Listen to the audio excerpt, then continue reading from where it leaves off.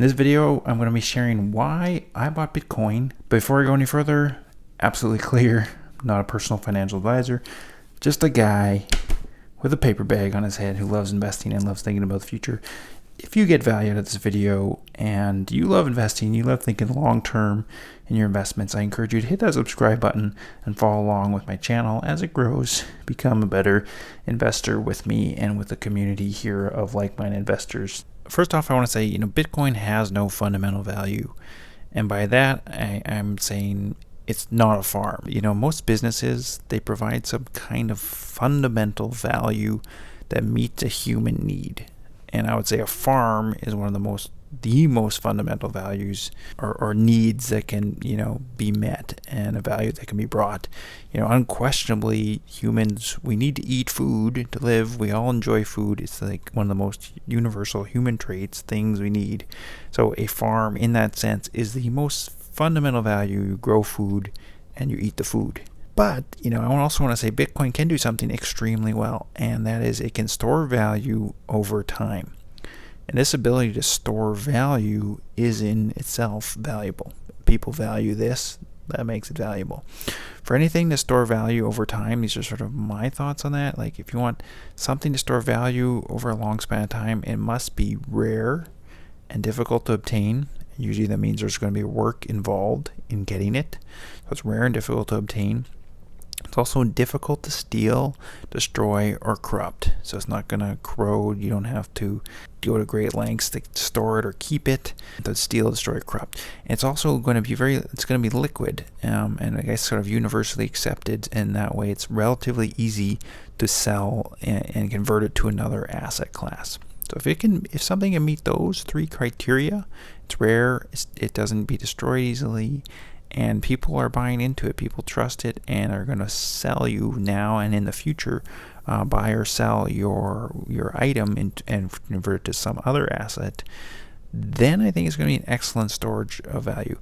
And gold is a tremendous example of these three things. It accomplishes all three of these requirements. It's difficult to obtain. You have to literally mine it out of the ground, find it.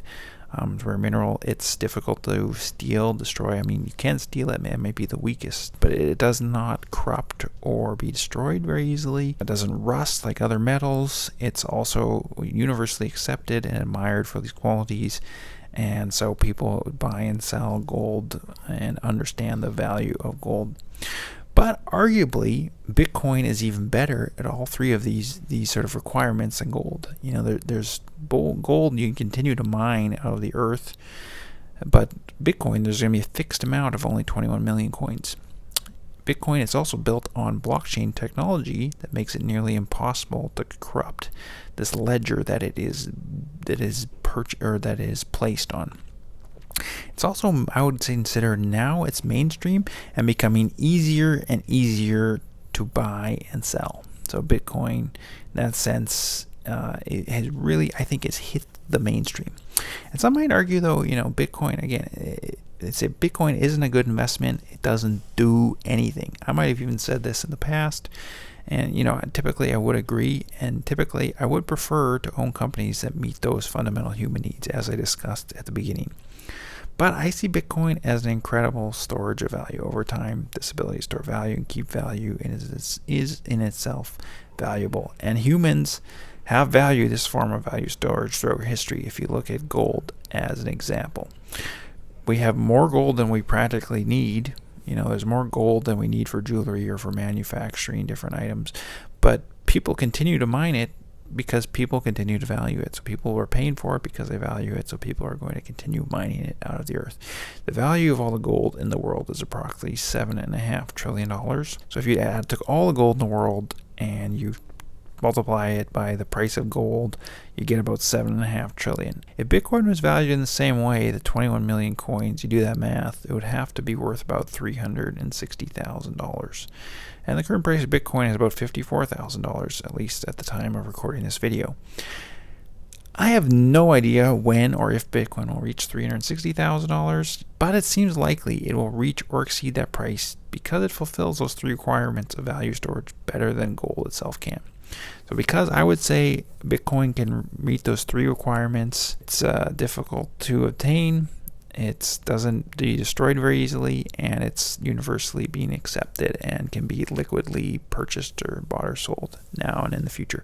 So I think because it does, it does that better than gold, I think there's a good chance it's going to go to the price, the total value of gold, which would be somewhere around that $360,000 mark. These value storage mechanisms are, again, they're only useful if the rest of mankind also values them the same way. So, Bitcoin, there's many cryptocurrencies out there. What makes Bitcoin special? I think Bitcoin has reached a sort of a mainstream confidence. Crypto in general has reached a mainstream confidence. But Bitcoin especially, I'd be more confident investing in Bitcoin just because I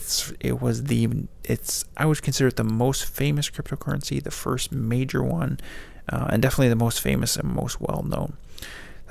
For example, I'd be more confident investing in Bitcoin now because I think there's a lot more confidence in that crypto is really mainstream than, say, when it was $17,000, a coin a few years ago. Of course, other cryptos could be used as value storage mechanisms as well. It just depends which the market seems as valuable, or sort of in a sense, people themselves see that third requirement is met. That's really the popularity game.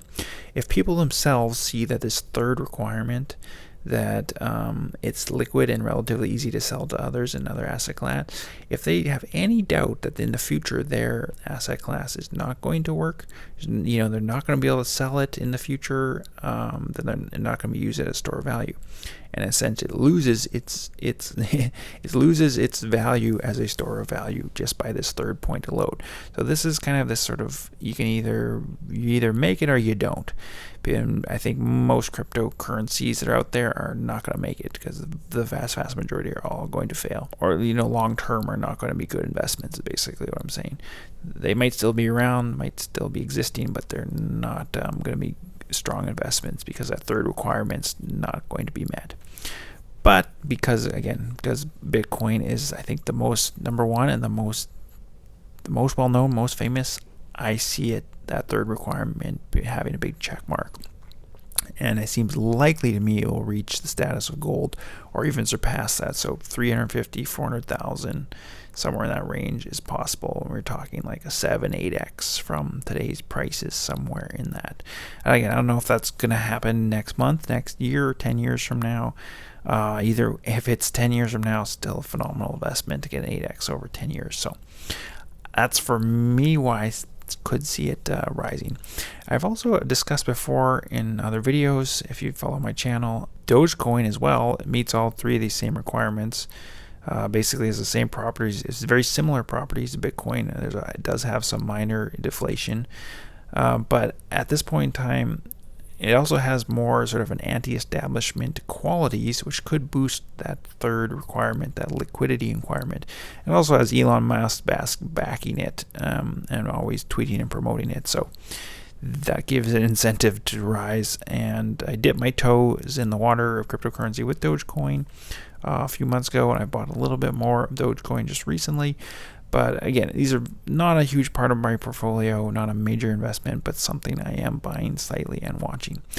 Again, and I say that here, Bitcoin's not a major holding for me. I likely wouldn't go over a few percentage points in my portfolio for it.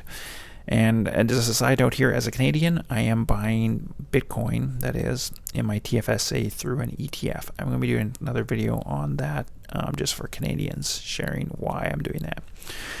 Let me know your thoughts on Bitcoin in the comments. I really love to hear from you guys and what you thought of this video. What do you think of my thinking? What do you think of these three requirements for a value storage over time? Are there any other requirements that I'm missing, or is there any problem with these requirements?